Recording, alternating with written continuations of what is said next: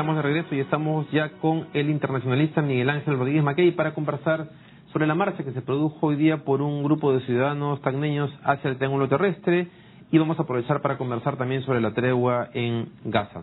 Señor Rodríguez Mackey, buenas noches, gracias por estar acá. Muchas gracias por la invitación, David. Comencemos con el tema de la marcha hacia el Triángulo Terrestre. Me proponía recordar de todas maneras de qué estamos hablando antes de abordar el tema. Fíjate, David, yo creo que es muy importante que la gente, que los ciudadanos, entendamos exactamente qué cosa es el Triángulo Terrestre del cual tanto se habla. Fíjate, este mapita a manuscrito que preparé justamente aquí en el canal, el mismo día del fallo, el 27 de enero, en este canal, nos grafica claramente lo que es un triángulo, 3 vértices.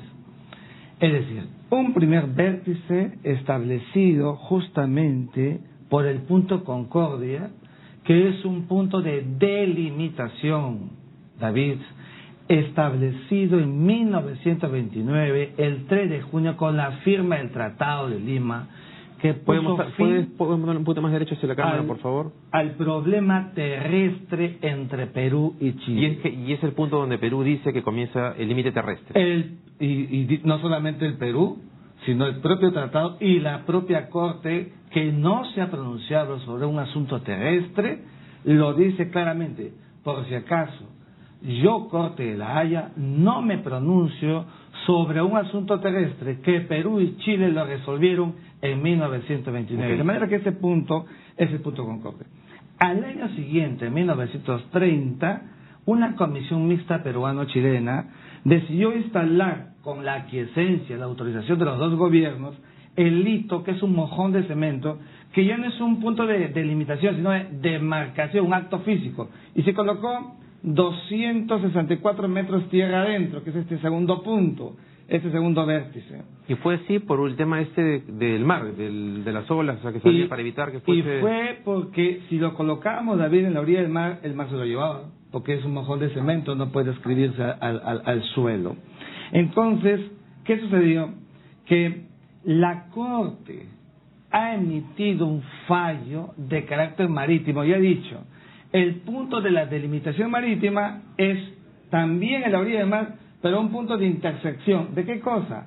De la baja marea, que es el rompeolas, con la proyección del paralelo que pasa por el hito número 1. No dijo nunca que se inicie en el hito número 1.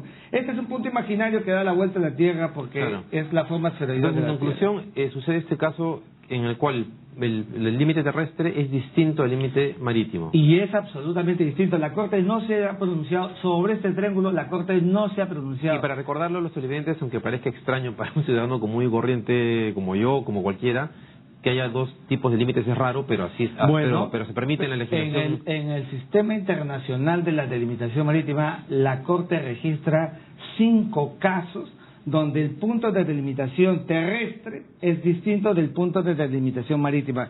De manera que, David, creo que esto es muy importante precisarlo. Por tanto, el triángulo terrestre es absolutamente territorio del Estado peruano, es incólume, impoluto, nadie lo puede tocar, y así es como tiene que leerse hacia adelante. Ok, entonces hoy día se produjo este intento de marcha de un grupo de ciudadanos hacia ese triángulo terrestre para tratar de reafirmar la posición peruana diplomática. Reafirmar el nacionalismo peruano sobre este triángulo. Creo, David... Ahora, ¿esa habrá sido la motivación de verdad? En realidad, empezamos a sostener, a la luz de lo que hemos visto en las últimas horas, que podrían haber motivaciones políticas. Y eso es lo que no debe pasar. Como un asunto jurídico, no se puede politizar. Pero también es importante, que se produzcan, ¿no es cierto?, mecanismos informativos a la población, porque creo que Tacna, donde la llama viva desde 1929 del amor a la patria, el sentimiento de la reincorporación al seno nacional, involucra todo un conjunto de pasiones nacionales, pero con elevación. Este tema, David, no debe verse sino en el nivel, en el lugar, en el canal adecuado, que es el diplomático. Ahora que has señalado el tema de la pasión que tenían los tagneños en esta confrontación contra Chile, es interesante porque en realidad otra lectura de lo que ha pasado hoy día es que es una corroboración de que esa actitud confrontacional ya desapareció, porque en realidad, como te comentaba antes de entrar a cámaras, 10 o 15 años atrás tal vez la marcha hubiese sido multitudinaria, y más bien hemos visto que no ha tenido una marcha diluida en el camino, porque además, fíjate... ¿Pero cuántas personas partieron más o menos?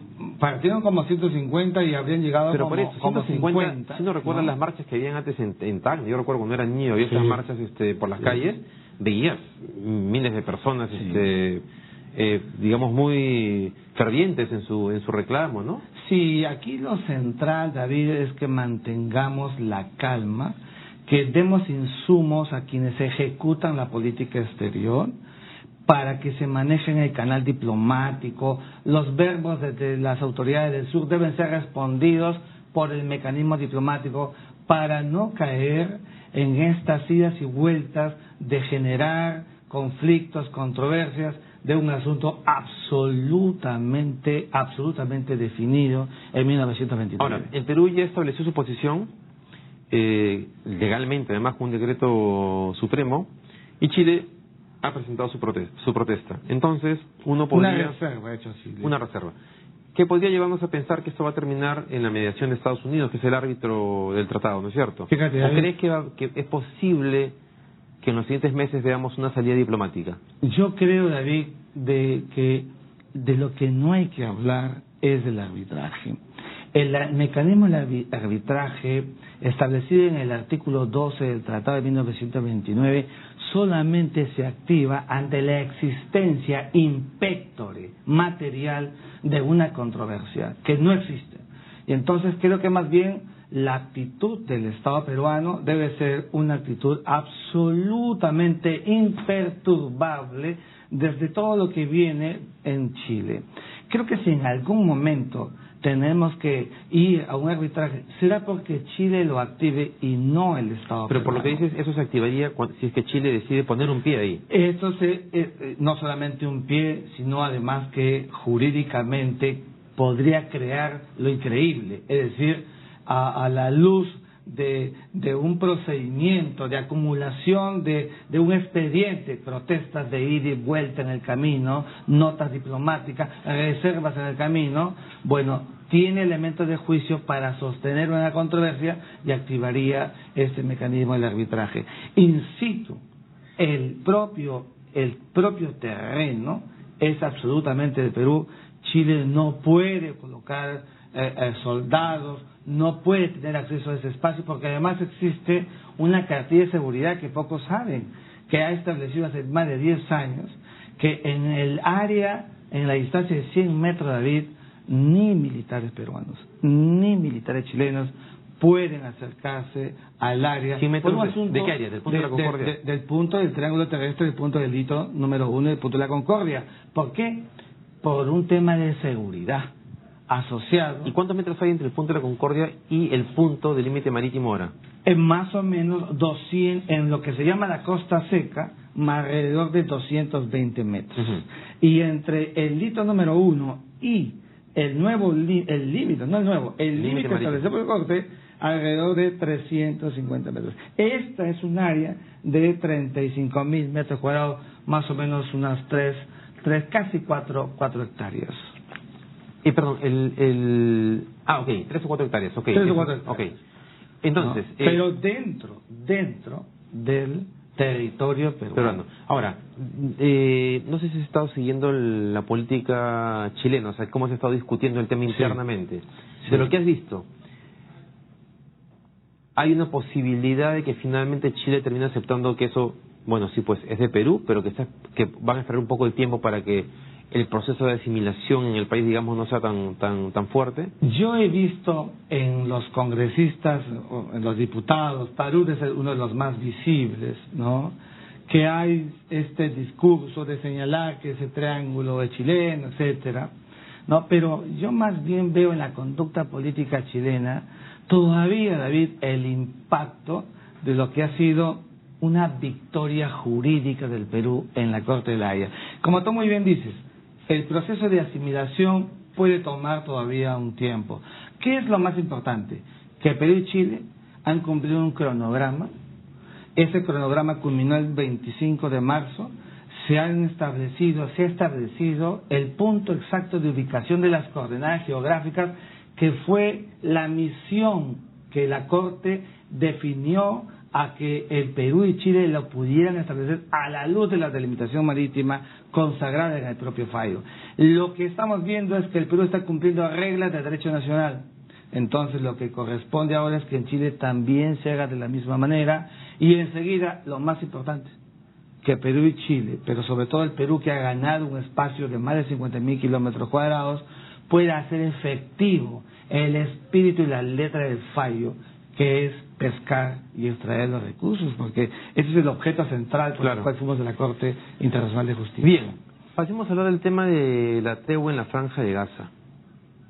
¿Con cuánta expectativa tuvo esa tregua? Es decir, ¿podemos guardar la esperanza de que esto conlleve un proceso de diálogo, que terminen, ahora sí, después de tanto tiempo, un acuerdo final, un acuerdo de paz? Fíjate, David, en el proceso desde 1948, en que el 14 de mayo Ben Gurión proclama la independencia del Estado de Israel, y luego en el 68, 69 se produce la Guerra de los 6 días, hasta este momento han habido un sinnúmero de intentos por arreglar el problema entre Israel y Palestina. Creo que estos 50 días de guerra, de ida y vuelta, que ha producido más de 2.200 muertos, que ha generado ahora una tregua porque los dos prácticamente se estaban acabando, nos tiene que llevar ese camino. ¿Los dos se estaban acabando o había alguien que había... Bueno, de esos muertos, ¿cuántos corresponden? Lo que te quiero decir es que los muertos no se pueden cuantificar o cualificar. Evidentemente más muertos palestinos, pero mucho más. Muchísimo más. O sea, apenas han sido 68 los muertos judíos. Lo que te quiero decir es que la naturaleza del impacto conflictual en estos momentos ha generado una situación que tienen que comenzar prácticamente de cero y retomar a la luz de la diplomacia egipcia, que ha logrado, ¿no es cierto?, estos puntos de conjunción, primero para el levantamiento del embargo que se tenía sobre Gaza, y ahora pueden entrar y salir, ¿no es cierto?, la ayuda que requiere Gaza, y en segundo lugar, la no aceptación de Israel a que haya estos canjes con prisioneros. En Israel hay cerca de 5.000 detenidos prisioneros que están merced a procesos judiciales, producto de los actos terroristas o alguna otra situación que se ha producido en el camino. ¿Qué es lo que toca? Tienen un mes para que comiencen a negociar puntos sustantivos. La tregua, ahora duradera y permanente, el objeto de ella fue el alto el fuego, pero ahora ver asuntos sustantivos es el gran reto. El reto de lo que se hizo en Madrid, los acuerdos de Oslo, Camp David, es decir, lograr que se puedan afirmar, allanar los caminos que en algún momento Isaac Rabin y el propio Yasser Arafat en 1995 casi logran, ¿no es cierto?, un acuerdo definitivo, pero ya mismo fue asesinado Isaac Rabin por un fanático judío, y luego se produjo la muerte de Yasser Arafat, luego el proceso de la llegada de Hamas, un interlocutor no válido para Israel, y todo este desencadenamiento de situaciones. El propio Ariel Sharon inició un proceso de desconexión para ir entregando territorios a los palestinos. Sin embargo, a la luz de todo el proceso, habría que esperar, David, buena fe, porque no vaya a ser que de aquí a una semana otra vez se levante esta tregua por un acto, ¿no es cierto?, teledirigido, sea por el Hamas o sea desde Israel. Que es muy probable también, ¿no? Que es probable, tengamos fe que no va a pasar, pero lo que sí tenemos que Pero ¿cuáles son los incentivos para que eso no pase? Los incentivos para que no pase en realidad son mínimos todavía, David. Por eso es que ahora tienen que entrar más actores en la negociación. Los dos directos, pero más actores. creo que es importante que se reactive el Cuarteto de Madrid. El Cuarteto de Madrid permitió que la Unión Europea, que Rusia, que las Naciones Unidas y que Estados Unidos pudieran tener un factor gravitante al ofrecer, ¿no es cierto?, mecanismos de salida. Porque el gran problema... ¿Y eso es posible ahora que más bien Rusia está en una actitud un poco provocativa, provocadora con Occidente? Evidentemente que no, pero son retos que tiene que elevar a la sociedad internacional frente a una situación como la que está pasando la Franja de Gaza, a la sazón con una situación conflictual en todo el Medio Oriente. Si uno mira y uno revisa el mapa del Medio Oriente, todo el Medio Oriente en estos momentos es conflictual. Entonces, esa es una situación que complica más el proceso.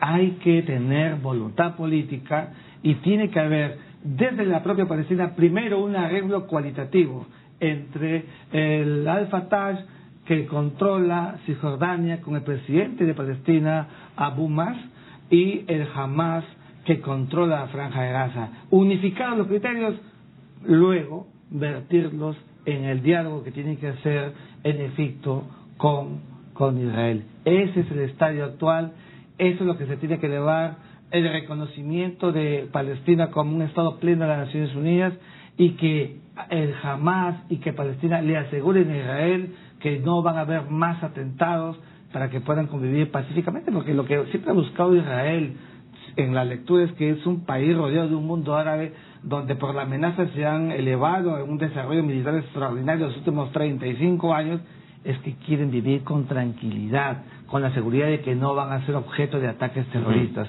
Y el pueblo palestino, recuperar los territorios ocupados desde 1967, eso es lo que corresponde a los dos países. Por eso, los mecanismos políticos diplomáticos son los que entran a tallar en este mismísimo mes, que es el plazo a discreción que los dos han 30 días. 30 ¿Que vence cuándo?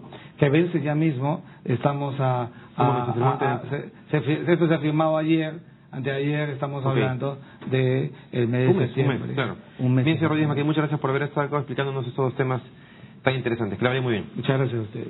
Bien, ¿cree usted que es posible crecer empresarialmente en momentos de desaceleración? Vamos a estar con Carlos Niesen, socio fundador de Activas Partners, para que nos cuente cómo hacerlo. Regresamos con eso.